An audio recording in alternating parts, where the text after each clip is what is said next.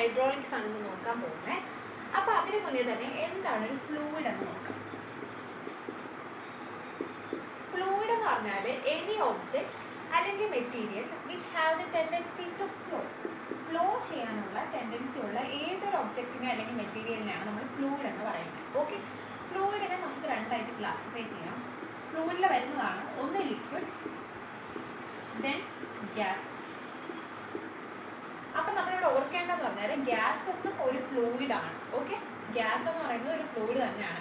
അതെന്തെങ്കിലും ഫ്ലോ ചെയ്യുന്നുണ്ട്. അപ്പം ഗ്യാസും ലിക്വിഡും ഒരു ഫ്ലൂയിഡാണ്. ഓക്കെ, ഇനി നമുക്ക് ഫ്ലൂയിഡ് മെക്കാനിക്സ് എന്താണെന്ന് നോക്കാം. ഫ്ലൂയിഡ് മെക്കാനിക്സ് എന്ന് പറഞ്ഞാൽ it is A branch of science which deals with the study of fluid, study of the properties of fluid at rest or in motion.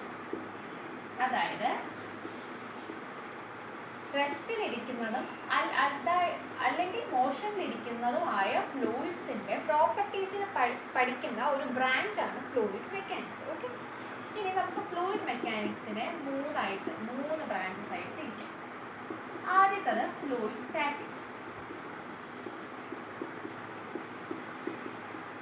Then fluid kinematics, and the last one fluid dynamics. ഇതിൽ fluid statics എന്ന് പറഞ്ഞാൽ study of property of fluid at റെസ്റ്റിലിരിക്കുന്ന ഒരു ഫ്ലൂയിഡിൻ്റെ പ്രോപ്പർട്ടീനെ പഠിക്കുന്ന ബ്രാഞ്ചാണ് fluid statics. അപ്പോൾ കൈനമാറ്റിക്സും ഡൈനാമിക്സും എന്തായിരിക്കും? മോഷനിലിരിക്കുന്ന ഒരു ഫ്ലൂയിഡിൻ്റെ പ്രോപ്പർട്ടീനെ പഠിക്കുന്ന ബ്രാഞ്ചാണ് കൈനമാറ്റിക്സും ഡൈനാമിക്സും. അപ്പോൾ ഇവർ തമ്മിലുള്ള വ്യത്യാസം എന്തായിരിക്കും?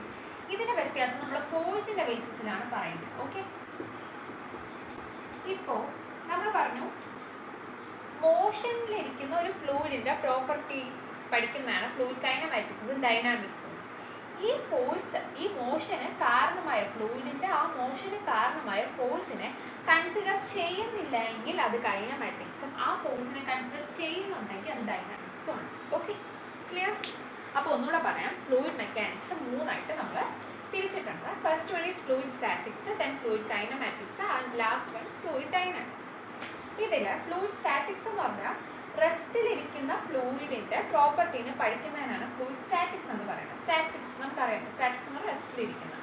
ദെൻ കൈനമാറ്റിക്സും ഡൈനാമിക്സും മോഷനിലിരിക്കുന്ന, അതായത് ഫ്ലൂയിഡ് ഇൻ മോഷനിലിരിക്കുന്ന ഫ്ലൂയിഡിൻ്റെ പ്രോപ്പർട്ടി പഠിക്കുന്ന ബ്രാഞ്ചസ് ആണ് കൈനമാറ്റിക്സും ഡൈനാമിക്സും.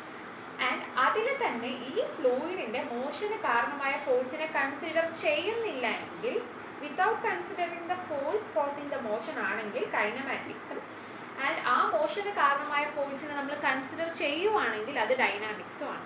Okay, clear?